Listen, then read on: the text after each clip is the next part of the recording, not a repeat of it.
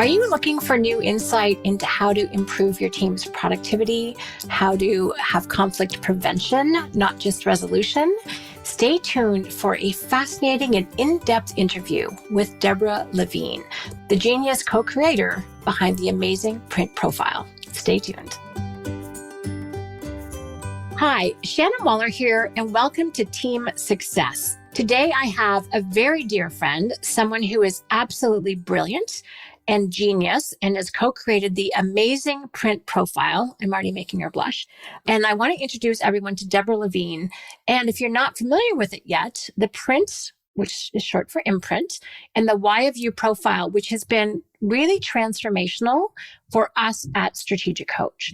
So most of you, if you've been listening for a while, know that I'm very passionate about profiles. I think I love the insight that they give, but print is kind of magical because it gets at something that is completely below the surface.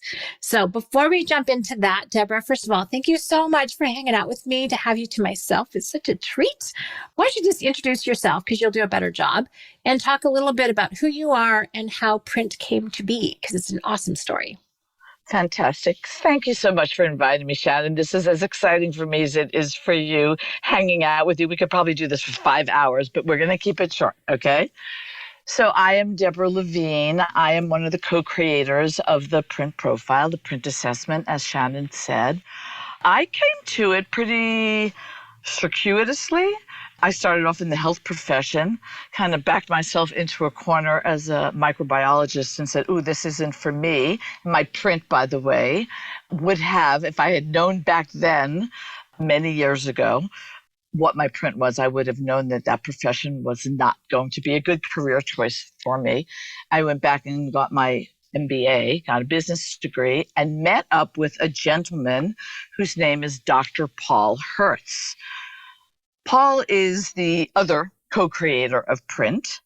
He is the one who kind of got this whole thing started. I was a student, as a matter of fact, at the time. He was a professor. He has a PhD in statistics and operations management. And when he was getting his PhD, he met a gentleman by the name of Dr. W. Edwards Deming.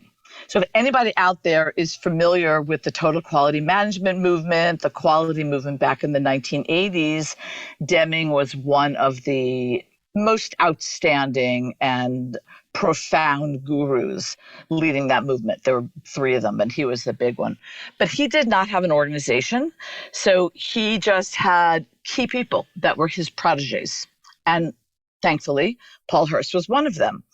And through this process, Paul learned about Deming's teachings, because Deming, by the way, was over in Japan after World War II, and he was the person who really helped resurrect their economy. So he had a great deal of influence in the United States and a lot of credibility. That was when the automotive companies were starting to clobber us and electronics back in the 80s. Anyway, Paul was working with Deming at the time, helping him to deliver some of his presentations that were supported by GW University.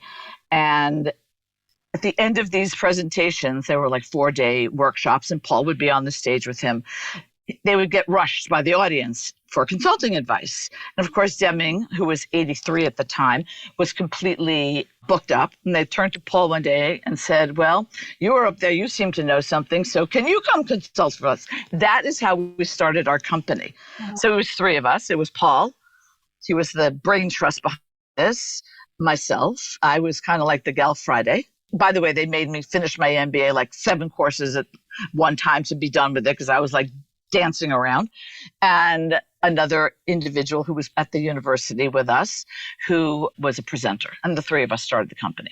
So we worked with organizations, manufacturing, service, large, small, the federal government, to help implement Deming's principles. And while we were there, the statistical side, which we did, was called SPC at the time, but it was the precursor to Six Sigma, which is pretty important now. The behavioral side of Deming's teachings, which were built around the 14 points and improving communication and team building and collaboration, all those good stuff that we wanted, was a little bit amorphous, and it was difficult for us to implement. So we had a team of behavioral psychologists. At this point, our company had grown from 3 people to 30, and we were doing this, domestically for 30, 40 companies at a time. The statistical side was very not easy to implement, but it was very structured, and we were able to really help companies. The behavioral side was enormously challenging, and we did not really know how to tackle that. So we ourselves even developed some tools and some strategies, and we brought them out, their leadership actions, and they were excellent, but they didn't always land. And it was like, like, why was that happening? Why are we teaching all of these competencies and these strategies, and managers are still shooting themselves in the foot and doing all these crazy things, and people are not getting on board, and they've got good intentions, but they're dysfunctional, basically. We saw a lot of corporate dysfunction, and we could not figure it out. So we said, fine, we're going to look at the models that were out there and the systems and the assessments, because we had no intentions when we started of creating anything. So not casting any aspersions, we went to what was available at the time, like DISC, Myers-Briggs, there were a whole host of them. And they were excellent in the fact that they were able to explain the diversity of the way people think, the way they act, maybe the way they process information, but it just described what. It didn't give us any more information. It was descriptive. So it put people in categories and groupings, and they were different from their behaviors. But we were seeking one question, and that was why. Why do people do what they do? Why did we see dysfunction? Why would somebody steal somebody else's ideas and present them as their own?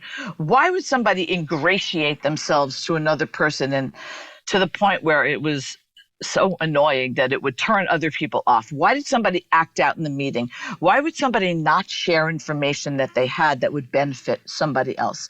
These were all behaviors that made no sense to us, and we needed to understand the root cause. And that was where print came from, because we looked everywhere and we could not find the answer until one thing happened. It actually was a spiritual counselor who brought us the Enneagram, which, would you like me to share, Shannon, what the Enneagram is? Yes, please. The Enneagram is actually a spiritual model that has been around. It's ancient. It's been around since Pythagoras, believe it or not. It goes that far back. It was Pythagoras' spiritual signature, in fact, the symbol for the Enneagram. And it is a system. It's a typology, and it describes people's behavior, but it had some profound impact on us when it was brought to our attention. And we saw some benefits to it. It has been through the Sufis, the Jesuits, Jewish mysticism. It was always in an oral tradition. It hadn't been codified until the 60s, and went through some teachers in South America who put it into writing, and then it came to North America. It is basically a personality model, which is not what we were actually looking for, but it had some pieces to it that we thought were really cool, that we said, oh, we can work with this. So it talked about 9 different groupings and kind of wounds and people behaving in healthy ways and unhealthy ways. And it spoke to us. And so initially we thought we were just going to use the Enneagram. But the problem, there are some issues with it. And I'm not casting any aspersions on the Enneagram either, because we use the 9, 1 through 9 for print. And that's homage to the Enneagram because it was an important basis. But the teachers of the Enneagram, and there's nobody who really owns it, there's a lot of different teachers, they put everyone into one single category, and we couldn't find people's behaviors or wants or needs or why to fit one category. So we did some work with that. We found that people had 2. Okay. There's a concept in Enneagram called wings. So if you're a 5, for example, which we can talk a little about what that means, your choices are 5 with a 4 influence or 5 with a 3 influence. And when we did our statistical analyses, 5-4 and 5-3 were really low on the charts, and 5-1 and 5-9 were the most popular ones. And so they were the most prevalent ones. So we did some work with that. But we started with this and we thought it was a really cool instrument to model, to build on. And so we spent 5 years working with it. But as I said, it was a personality model. It didn't answer the question why. Remember, that was always our goal. It was kind of outside in instead of inside out. So we focused on the 9 categories, but we wanted to look at what their core motivations were. What was driving behavior? Why were people thinking and feeling and acting the way they were? Why were they making those choices? And why was it on some days they were magnanimous and controlled in their behavior, or they would participate, yet on another day they would hoard, or they would act out and be aggressive or uncontrolled or unrestricted in their behaviors, or they would, be non-participative and disengaged. So why were we seeing in the same person so many different behavior patterns? We had to figure that out on our own. So the Enneagram was a starting point. We said, we're going to take the 9 groupings. We like that. We're going to find the underpinnings of those 9 groupings and find the unconscious motivators, which is the terminology that we use, the core motivations, the why behind the behavior, which we figured out. Took us 5 years to figure that out. And then we realized that wasn't enough either. Oh, then we had to develop an assessment, but I'll go to that afterwards. Then we said, but that's not enough just to know motivations. That is telling us why. But what about how we show up? So then we had to figure out why were the different, this duality, if you will, we're not linear, we're not flat surface, we're multidimensional. Why were we showing up in different ways in different circumstances? So then we went to Jungian psychology and we added that to the piece because that was very fascinating. We worked with a bunch of behavioral psychologists, so they knew all this. And Jung talks about the shadow, the dark side, which is our emotional blind spot, and the dark side to our psyche. And we went, ooh, that explains when we're behaving in a way that isn't so productive and isn't working for us, even though we think it is, kind of that ego. The shadow is the part of us that is not the ego idealization. Okay, so we show up in that less productive way. And then we said, okay, well, what's the flip side to the dark side is the light. Okay, and we gave that a name and we called that best self. And now we're developing our models. We have unconscious motivators that came from the Enneagram. We have Jungian psychology overlaid on that with shadow and best self, kind of explaining the dark side and the light side, which is the alternative. And then we said, okay, we need a little bit more to add to this. What is causing us to be one way versus another way? And then we said, okay, we'll do a little bit more research. And we came up with the concept, which existed already, but we adapted it, which is the concept of triggers, which are the stimuli that activate the shadow behavior. And that's a whole story, which we can talk about at some point, if you want, about what triggers are and how they get the brain, the neuroscience behind triggers. Then we went one step further and we said, okay, so we have unconscious motivations that are driving our behavior that we're not even aware of. Sometimes we show up in our best self, our light side. Sometimes we show up in shadow, our dark side. Triggers are the things that cause us to go to the dark side, to the shadow. We know where triggers come from. How do we stay more in best self and not go to shadow? Because ultimately we were seeking transformation. The goal and the mission that we always set out to do is how do we help people be more best self, be that productive person. And then we bring into this amalgamation a little bit more, and we bring in some more modern psychology and tools like neurochemistry. We do a whole thing on repatterning with, I don't know if you know Herbert Benson out of Harvard. He did work with neurosignatures. It's a lot of brain chemistry, changing negative habits into positive habits and using affirmations to do that. We work with other aspects of positive psychology, mindfulness, CBT, a lot of tools to help take shadow, which we all have, and convert it into best self. That became our model. But there was one piece that was missing. Put all the pieces together, and this is all Paul Hertz with team of behaviorists, and I just kind of chime in a little bit. How do we determine a person's unconscious motivators? How do we determine their quote unquote motivational imprint, which is what print is, motivational imprint? Well, we started, Shannon, with having people try to self-identify. We wrote paragraphs. We had signs around the room. We're working with companies like, I don't know if I can share their names. We worked with a major cruise line. We worked with a bunch of other ones. We're trying to get them to identify. People couldn't. Yeah. They either were wannabes, they related to 20, everything that was on the page. They couldn't figure it out. So we said, all right, we're going to have to create some mechanism for an identification of a person's print. And that was the development of the print survey, which in and of itself is something that we're really proud of. And so that was the assessment, the tool, the instrument to identify a person's print. That's our history. That's our story, going from observing dysfunctional behavior to a print survey with tools to stay in best self. Fantastic. And that was a 5-year journey. Wow. And it's been many years since, because you've actually seen the impact. So 2 things I want to talk about next. One is to stay, everyone, when you're listening, stay tuned, because you will find out the very special offer, which the Paul Hertz Group has made available to you as a listener of the Team Success and Connection with Strategic Coach. So stay tuned for that very special offer, which other people don't get. So stay tuned for that. Now, Debra, just in terms of results, when you did develop the print survey, you started seeing measurable results that you had not been able to get at before. So that part of the business, that the statistical part was measurable and working and all the rest of it, but the behavioral part was not. So what difference did having people's print results make in your consulting work with those organizations?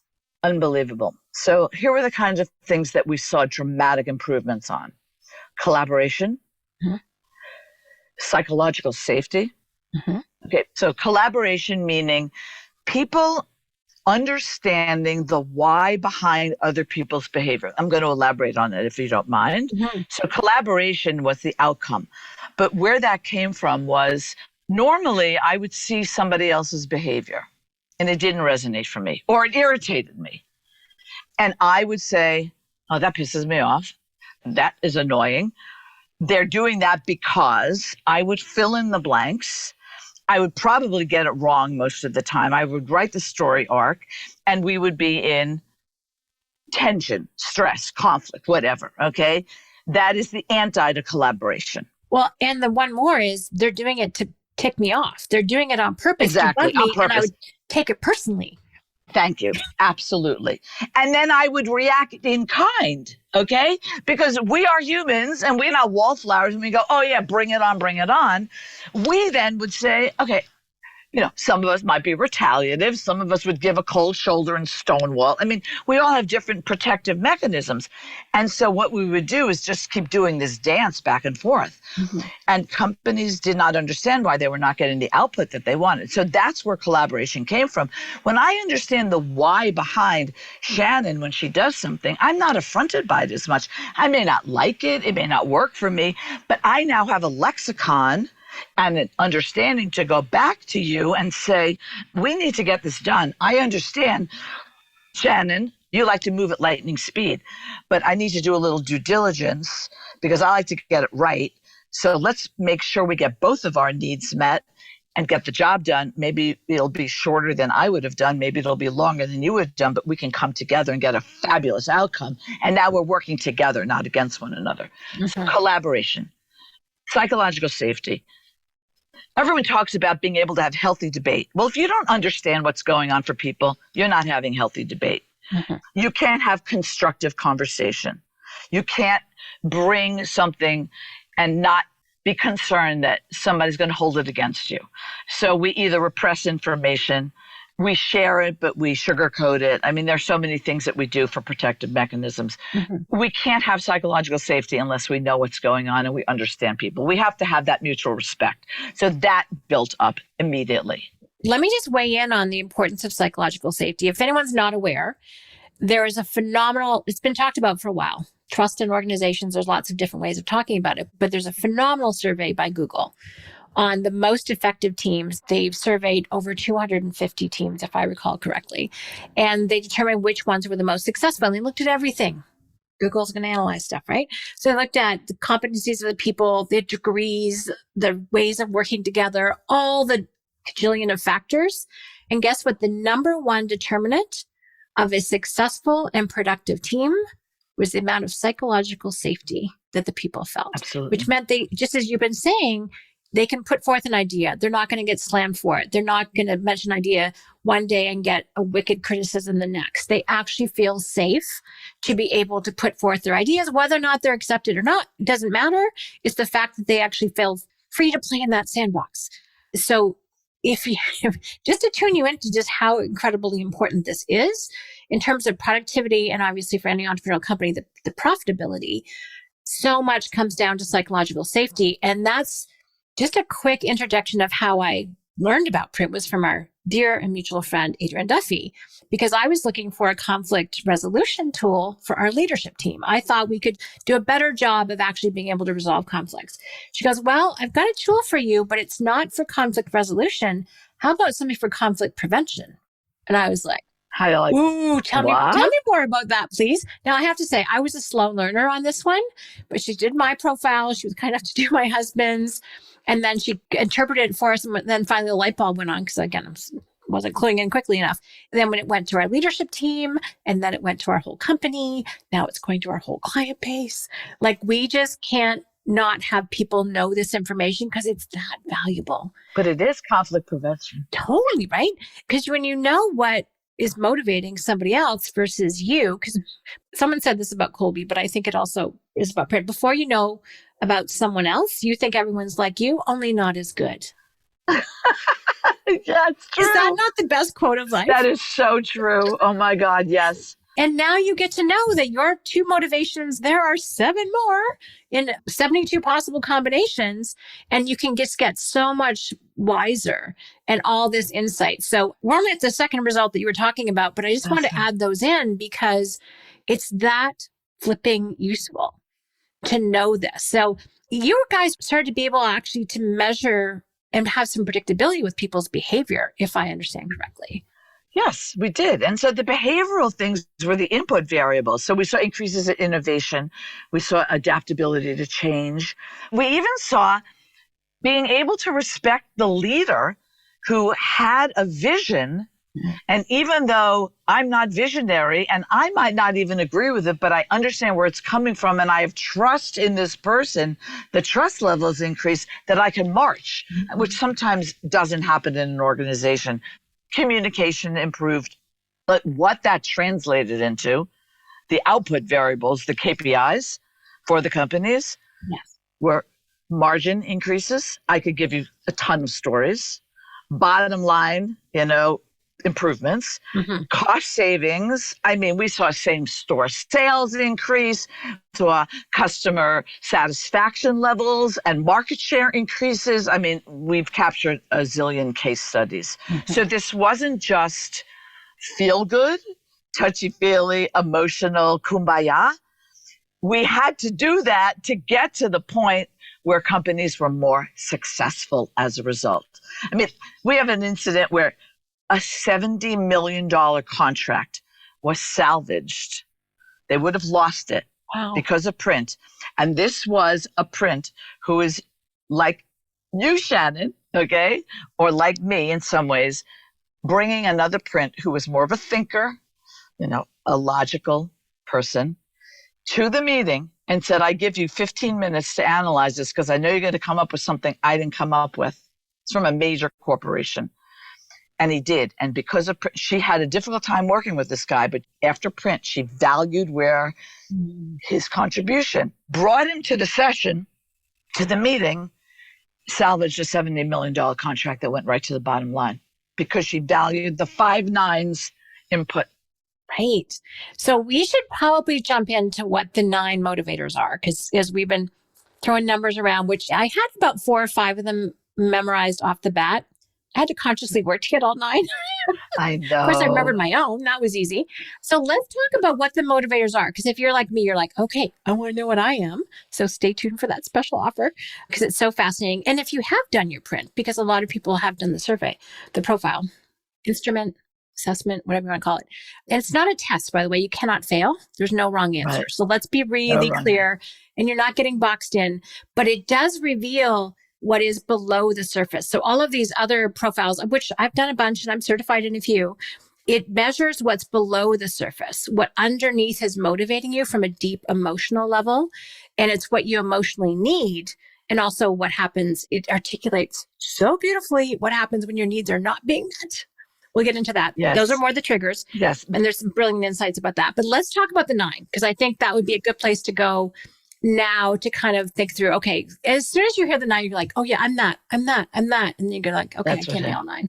So let's go through them in order. And you can quiz me if you want, Okay. or I can have you do it. But you'll do a better descriptor of them than I will. No, it's you can. You want to start? Well, I think it's very ironic that the number 1 is to be perfect, correct, and right, which is why it's number 1. That's your interpret. That's funny. Well, that's what people have told me. That's your That of course a 1 That's is so funny. I know, right? Oh, that's so funny. Do you know I never heard that in all these years? That's a riot. But it was ones that told me this, by the way, not me. Of course they did. And you are one, so I think that's pretty funny. But just give me 1 or 2 more sentences about what the need and why of a 1 print, because I think that's essential. Okay, so first let me say that we use numbers 1 through 9. That's homage to Enneagram. But it's not personality. It's unconscious motivations that are driving the behavior. Like you said, under the waterline, we use an iceberg metaphor. It's under the waterline that is really the driver or what's accounting for why we show up a certain way. So everybody has 2 unconscious motivators, and no unconscious motivator is better than others. We need them all. So the 1 wants things to be perfect, correct, and right. That is the underlying core need of the 1. And when that need is met, they are really visionary and they are quality minded and they have a great deal of integrity. Mm-hmm. When they show up in shadow, when their needs are not met and they're being triggered and they're on autopilot and they are not mindful, they can be nitpicky and overly perfectionistic. They can be preachy. It's all of the opposite. Because what shadow is, by the way, is our best self that we've taken to excess to a degree. We've taken it, exaggerated it, and that's how our best self turns into shadow. So that's the 1. They want things perfect, correct, and right. Yep. 2s want to be needed and appreciated. They get ruffled a little bit. That makes them sound needy. It does not mean that a 2 is needy. It means that they get needs met. Yeah. They get other people's needs met and they want them to feel valued. But when they do that, it makes them feel needed. Okay, so their needs get met by getting other people's needs met. It's a very interesting concept. And they like to be appreciated for that effort. 100%. I have 2s in my life, which is lovely. And what I know is they pick up on those cues. They have an antenna that I don't have because I'm not a 2. And they pick up on what other people need. So they're like scouts. They're reading that radar. It's incredible. So if you are 1, or if you know 1, like listen, because they have valuable intel that I'm not going to pick up on. I'm going to be in action doing my thing all the time. You'll hear what I am in a minute. But those 2s are 2s are tuned in. That's the thing to remember about a 2. And it's a dream, the amount of sensitivity that they have to what other people need. But do remember to say thank you and to deeply appreciate their contribution. That gives them the fuel to actually keep going and wanting to work with you. And in Best Self, they are the best caretakers and advisors and support and listeners and emotional support. I mean, there's no better. But in shadow, when it gets taken to an extreme, they can be manipulative and passive aggressive and a little bit overly ingratiating, and they can get really resentful if they don't feel appreciated and they don't get the Ozies that's due to them because they put in so much extra. And by the way, every print has Best Self and shadow, right? Okay, should we go to 3? 3s want to succeed and achieve. That's their unconscious motivator. So everybody who's listening probably says to themselves, oh, I'm a 3, because we all want to succeed and achieve. People who listen to podcasts are probably success goal-driven individuals. So I want to clarify that for 3s, that is the reason for being, is to succeed and achieve. For the rest of us that aren't 3s, the success and achievement is an outcome. Right. It's not the process. For 3s, it's the process. So these are very goal-driven, great networkers, great communicators, very adaptable, flexible individuals that get things done because they got here and there and they know how to get there. But in shadow, they can be a little self-inflated. They can be cut corners, ends justify means, sometimes a little disingenuous about how to get there. Every print has a best self and a shadow. Everybody has the duality. The goal is to be the best self version of who we are. That's the objective, is to show up in the best self version. So let's go on to number 4. 4s want to be special and find meaning in life. These are the individuals who do things with purpose. If it isn't meaningful, if it isn't purposeful, it's not going to fly for them. They put their heart and soul into everything. They've got very deep relationships. They're very also tuned in, like 2s, but for a different reason. They've got deep connections to other people. They're pretty individualistic. They march to their own beat. Yes. When that's taken to an extreme in shadow, obviously they can be impractical and a little histrionic and overly emotional and hypersensitive because they're very sensitive individuals. They can be a little dramatic sometimes and moody in shadow, but in best self, they are very creative, highly creative individuals. And they strive for that emotional connection. And one of the coaching tips I have here is avoid giving them too many mundane tasks because they need to be doing work that is purposeful and meaningful. That's what feeds them. And they'll work long and hard to do that. But you can't give them something mundane just because it needs to get done. That's not going to And be careful in how you criticize it because their work is so meaningful for them that it's almost part of who they are. So it's hard to differentiate them. Okay. 5s want to be knowledgeable and smart. These are our thinkers. These are our data collectors, our analyzers, our theorists. They can connect those dots in terms of putting things together, in terms of a cogent, way of thinking about things. A little disconnected sometimes in shadow from their head to their heart. And they could be so overly focused on the data and the analysis that the action sometimes becomes a little bit deferred. Interesting. So that's one of the thinking modes. Okay. Love that. Love that. And 5s are great because I'm not a 5. So I really rely on the 5s to give me the deep information. I did a Facebook Live with one of our fabulous membership advisors, and he's a 5. And we were actually talking about print as one of the topics of our package that we are describing some different profiles we make available to clients. And it was great because he just provided all of this context and detail that he loves analyzing in ways that were nuanced and less than I would have given them. So it was a fun parlay between the two of us because we just kind of kept riffing off each other. It was very fun. But in shadow, they can go to so much techno speak and so much detail that they lose the audience. But they're so innovative, and they're also very rational and logical individuals and calm. That's one thing I learned in my most recent print training from you and Adrian was that 5s can be very innovative. Yes, extremely. They can be real, like on the frontier, like right on the cutting edge, because they're thinking in such, listen, Paul Hertz, our president, is a 5.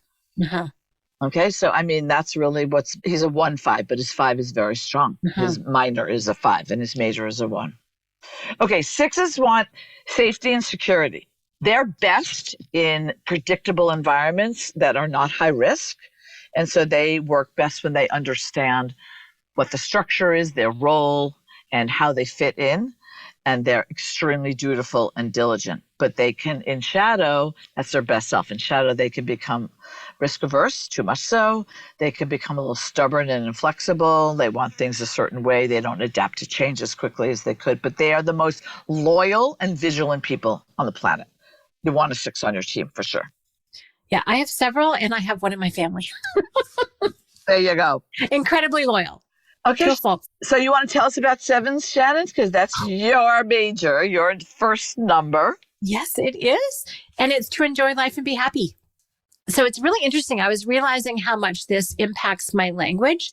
And as both of you and Adrian have pointed out, you can just hear people talk and you can see what motivates them. Because if I say something is fun, which could come across as something frivolous and light and not substantial, no, fun is the highest compliment I can give. Right. And if I say something is not fun, it was horrible. Like, thank you for telling me that. I'll look for that. Make sure I don't say I'm not fun. No, it's usually an experience. I say that was not fun. It was hard. It was painful. It was arduous. Like that is one of the worst criticisms I can give. And you'll know it wasn't just not funny. It was really bad. So I was laughing at myself. I'm like, oh, there's my print as I was communicating. Your parade was rained on, right? Totally. And it was, in this case, it was actually a painful experience physically. And it was really challenging. So you can hear it in the language. And this is true of all the prints. I just was clued into it because of my own. So yes. And it's, some of the things in terms of the coaching, I love this. Avoid exerting heavy authority and strict oversight. So we like to have fun in ways we like to have fun. Keep conversations and instructions short and to the point. Yeah, don't belabor something. Let them take risks and improvise. Try to be decisive and not overanalyze. Involve them in more during planning and idea generation. So I want you to talk about when a 7 goes to the extreme and when they're in shadow. What does a 7 in shadow look like? Well, they become a little shallow in terms of they don't dive deeply enough when it's absolutely necessary. So they can't discern well when it's time to really give something. Not that they can't focus, they just don't want to. The distraction is there. It's more of a superficial rendering.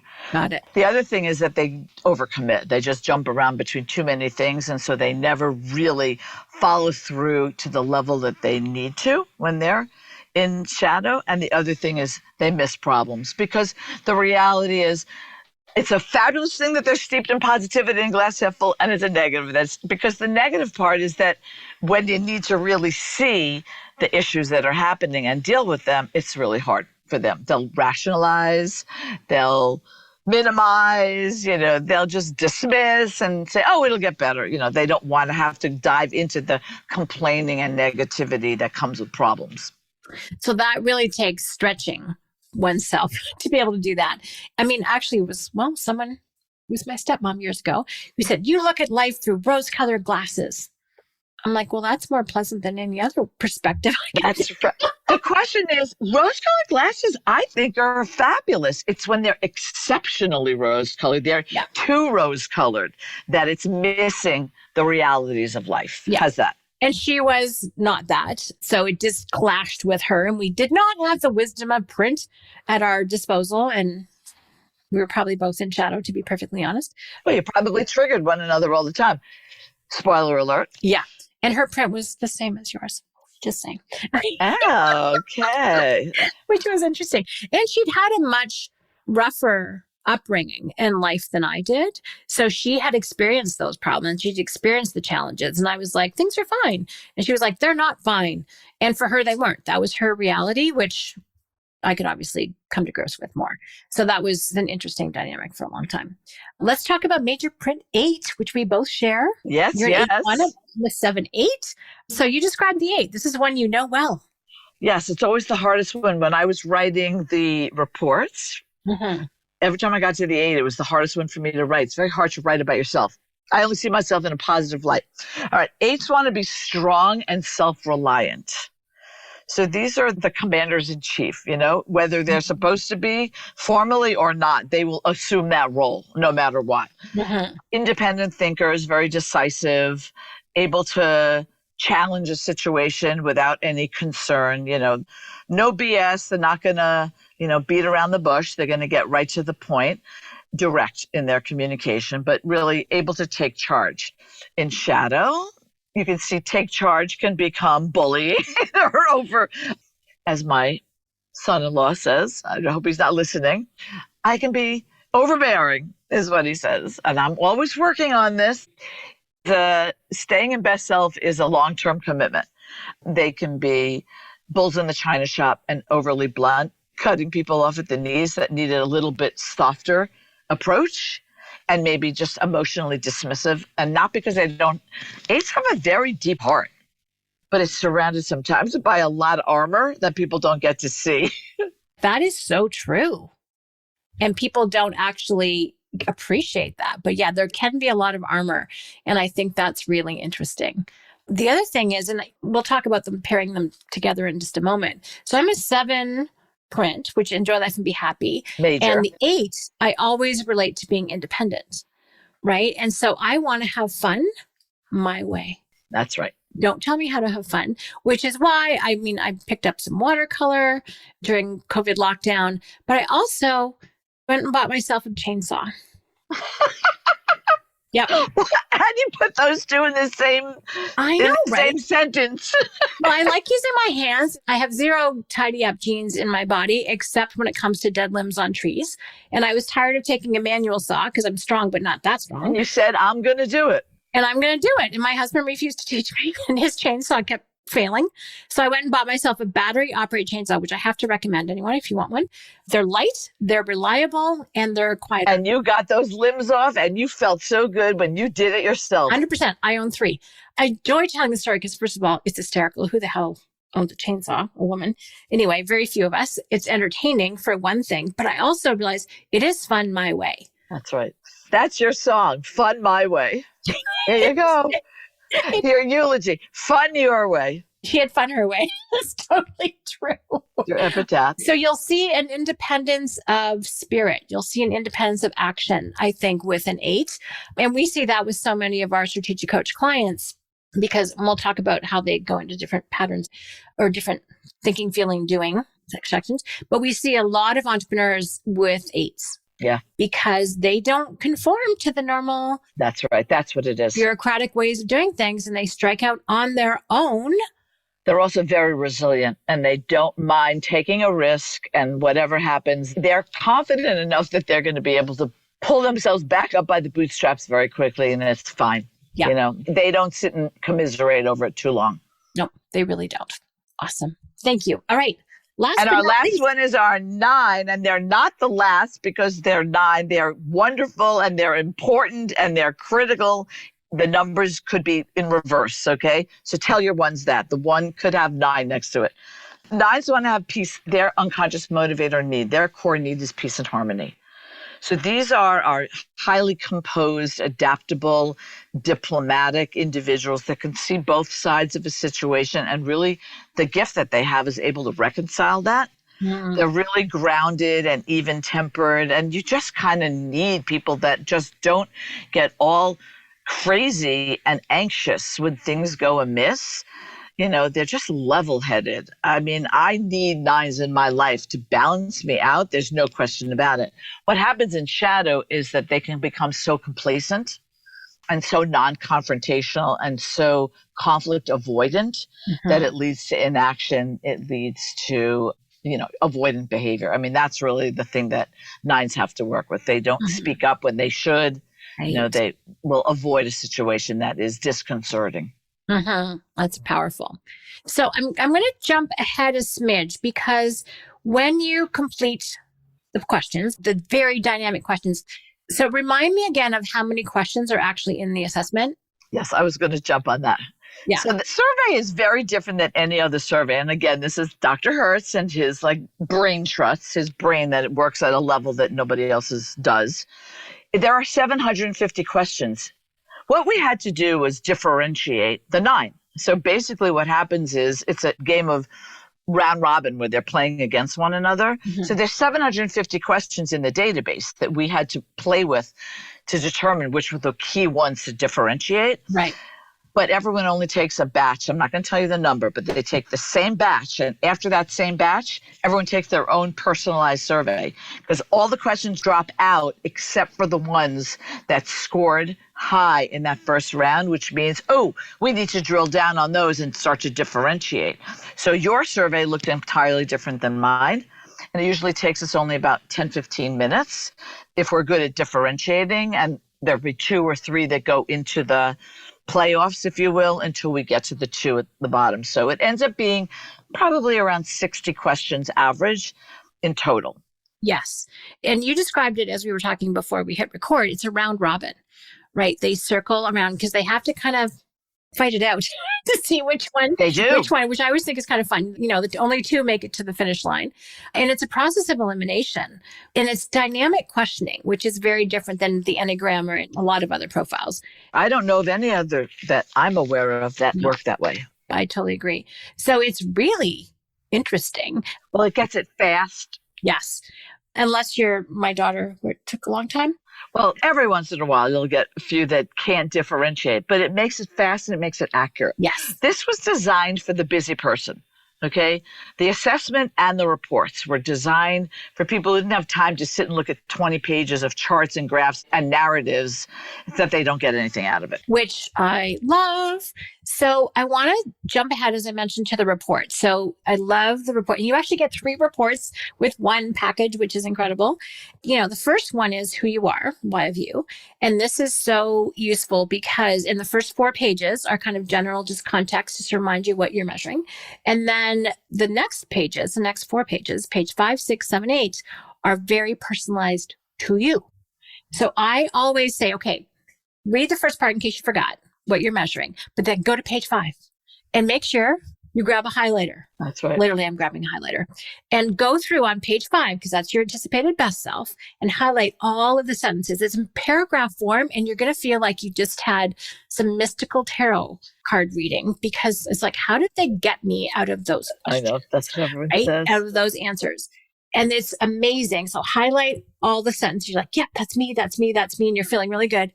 And then you turn to page 6, which is also good. Also, you need a highlighter. Grab a cup of coffee or a glass of wine. There you go. Something to anesthetize you. Right. I'm such a huge fan, Debra, of self-awareness. And truth be told, this is you and shadow, potential shadow. That's the right. nice thing about this, even versus Enneagram, which I also like, but I got much more accurate results from print, is that it's potential. So here's Shannon, you and best self. Here's when you're triggered, what you and shadow. I'm like, oh, now did I identify with all of it? No, but about 90%. Yeah. And I actually got to appreciate my growth as a human being, because I saw how I don't get as hooked by certain things. I don't do that anymore. There are still lessons to learn. Let's be clear. And the page 7 is the bottom line words. And I actually have my laminated version up here beside me, beside my computer, where my anticipated and my potential is there. And this is actually what Dan Sullivan, brilliant guy that he is. Anyone who's in a clearing meeting with Dan before a workshop in the morning, because we always have a clearing, we all have our laminated pages. And out of all of your anticipated best self, we all highlight 5 words that we are going to choose to, I say, live into. That might be too flicky for some people. We say, what are we bringing to this meeting, right? What are we bringing to the meeting? What are we bringing to the workshop? How are we going to show up in best self today is really the question. And his is always fun because he goes energetic and creative and innovative and all the things. And then his last one, he's a 7-3 print. So to enjoy life and be happy and to succeed and achieve. He goes, and if all else fails, charming. That's true. He can always rely on charming if he doesn't. That's so great. And charming's on his list. Yeah, sure. Charismatic is on mine. And then I laugh my rear end off because my colleague Eleonora, who's a 5-6, she'll have words like dependable and calm and this. And I'm laughing because those words are not on my list. There's not one word on yours or Dan's. No. And I literally laugh every single time because I'm like, yeah, no. Right. And then as a joke, sometimes Dan actually did the other day when he said, okay, then he picked some words from his potential shadow. Oh, he did? Because I thought he used just for fun. that one out. Okay. And then he immediately went, no, I'm going to be this. It was kind of funny. If we were ever going to do a skit, we would probably do that. But you know what we do is we have people say which shadow I'm leaving at the door. Because that self-awareness, intentions are scientifically proven. I always thought they were just great ideas to put out there. No. Right. It is scientifically proven that when we state an intention, that we are actually setting neurologically ourselves to avoid certain things and to do other things. There's scientific evidence to support that. So setting an intention of a shadow that I'm going to leave at the door is setting an awareness boundary that I'm not going to show up a certain way. I'm going to show up this way, but even when triggered, I'm not going to show up that way. So that's... Oh, that is so advanced. Oh my gosh, I love that. So as someone who's passionate about about how we show up at work, this is amazing. And what we'll leave at the door is what is a true potential for what could hook us and how we could not show. Oh my gosh, I'm so going to use that in my next coaching session. Okay, good. And I have to tell you, which is kind of fun. So one of the reports is the trigger report. This is the second report. Yeah, that's my favorite. Is actually my favorite. Yeah. Your favorite too? It's your favorite too? It's my favorite. Oh my God. And you know why? Because I laughed my butt off. Because it actually says, okay, and the big insight, the massive aha, I think, from my first or second print training, because I've had a few now, been lucky enough.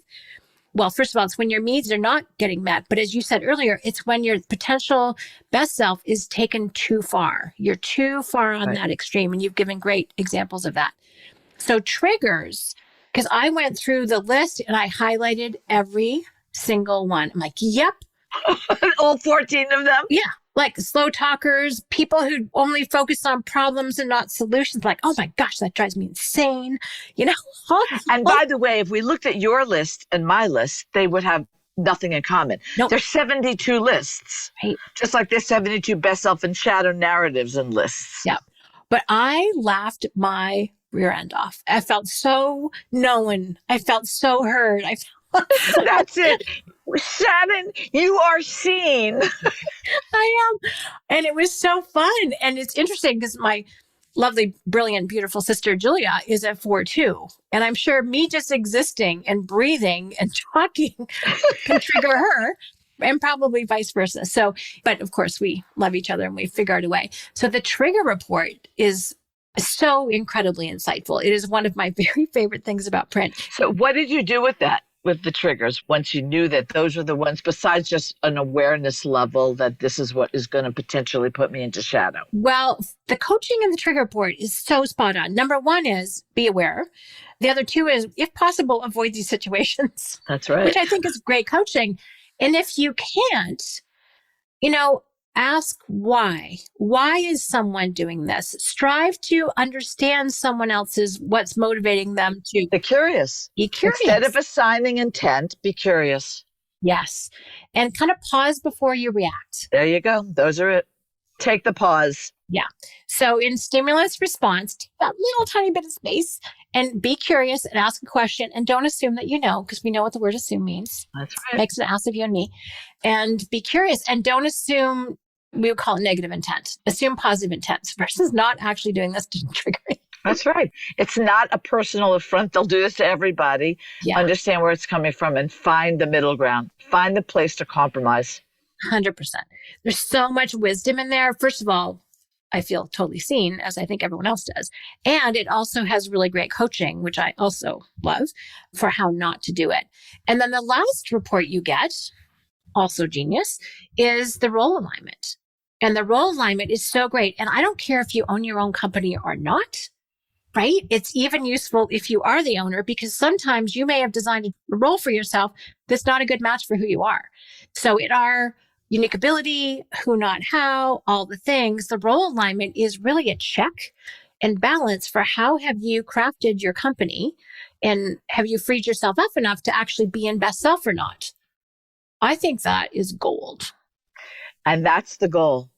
The goal of all of this is just what you said, which is really the nugget. Mm-hmm. How do we show up every day in our life in best self?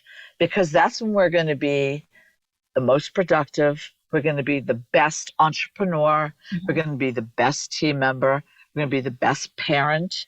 We're going to be the best partner. Because best self is our authentic self. It is us and our A game, and it isn't only for us. It's when we bring out the best in other people as well. And isn't that what we want to do in life at this point? I mean, isn't that what it's all about? So these are tools to help people be more best self. Mm-hmm. Yes, we get market share and collaboration and all of those other wonderful things that we're in business, and we want that. But at the core, we're really showing up as better humans. And that was really what, if we go full circle, what drove us right from the beginning is 100%. dysfunctional behavior was hurting people. It was hurting themselves and it was hurting others. And I don't think we realize the impact that we have on other people when we're in shadow. And the truth is, we can't separate ourselves, our personal and professional. We're the same human who shows up in both places. And when you are being your best self, period, you're going to make the most contribution to your company and your best contribution to yourself, to your family, to your community, all the things. And, as someone who is absolutely passionate about unique ability teamwork, this is critical. Yeah. How you take action on your motivations that's more Colby, but we can have very different prints in the same Colby or same prints in different Colbys that will show up differently. So this is the unconscious motivation. This is your motivational identity, which I think is so magical. So Debra, it's time to wrap up. My gosh, you and I could go on forever. We totally could. So there is, and I have it available, if I just can find it to pull it up. Strategic Coach has a very special offer from collaboration with the Paul Hertz Group, which I love. And this is a special offer, which is available to you. So this will be in the show notes. We'll make sure it's available. And this is really only for coach clients and people who are affiliated with us. And as a listener, you also get access to this too. So thank you for that. So there's a very special price, which is a big, I don't like the word discount, but special value. And I want to give you the code. It's very simple. There's an access code with the portal. You go to printsurvey.com/special offer. So again, printsurvey.com/special offer. And the access code is P8768. And the P can be capital or lowercase. It doesn't matter. Great to know. So this is your window into the portal, which is very exciting. So P8768. So anyway, thank you for making this available to the listeners, because I'm very excited, because you may or may not be in a coach program and you still might want to know this. I know for me, I need to know my husband's, I need to know my children. And of course, I'd like to know everything about everybody because I don't want to trigger them. I don't want them to trigger me. I want to be able to show up in best self. And now you have a conversation. You can have that conversation. It's not personal. And it really helped me understand why my husband and my eldest daughter they're print twins. Annoying? No, they're not. But they're the same person because they're motivated the same way. I'm pretty close. And then my other daughter is motivated completely differently. So did your parenting change for her as a result? It had to. 100%. It had to. 100%. Oh my God, we become such better parents when we know our own prints and we know the prints of our kids. Oh, I know. And then we do it with our friends. It's crazy. I do. I'm devoted to being a good parent. And I think with my eldest daughter that I'm just the best parent on the planet. Turns out she's just very similar to Bruce and me. But then with my other daughter, I could be doing the same things. And just to exactly your point earlier, it could fail miserably and I would not see best self behavior. So this has been gold professionally, but also personally. And I cannot thank you enough for that. Pleasure. I'm so glad we've been able to touch you and your family and hopefully the audience today. I think we have. Debra, if someone did want to reach out to you or had some more questions, how is it that they can get a hold of you? They can contact me directly on my email. So it's Debra, Debra, at paulhertzgroup.com. Paul Hertz Group is one word, PaulHertzgroup.com. And I welcome anybody writing. I will respond. I used to be on a 24-hour turnaround. I gave myself a little break to 48 hours these days as we get deluged with emails. I love that. Debra, I can't thank you enough. This has been such a rich conversation, and I really appreciate knowing the context and the history. And both you and Paul are both one print. So the thing for everyone to know about, we didn't even get to talk about print wheels or personalities of organizations, but the Paul Hertz Group has so much integrity. With one print, you know that everything is going to be accurate. Everything is going to be exactly what is promised. And I really respect and trust and appreciate your contribution to the world, because it's been a huge contribution to me, to our clients, to our company, to our team. And I can't wait to learn more. And I hope we get to have this conversation again. Thank you. Can I say back that we love Strategic Coach with your 7 orientation, right? in seeing life through a positive lens and a can-do lens, and we can make things happen, and we can bring change, and we can make things fabulous, because those are people we want to connect with. So even our merger, our partnership, really exemplifies how different prints can work together in a collaborative way. So supportively, and to really make a difference. I love every second of that. Thank you so much, Debra. Thank you, Shannon, for having me. And bye, everybody. It was nice talking to you today. Fantastic. Thank you.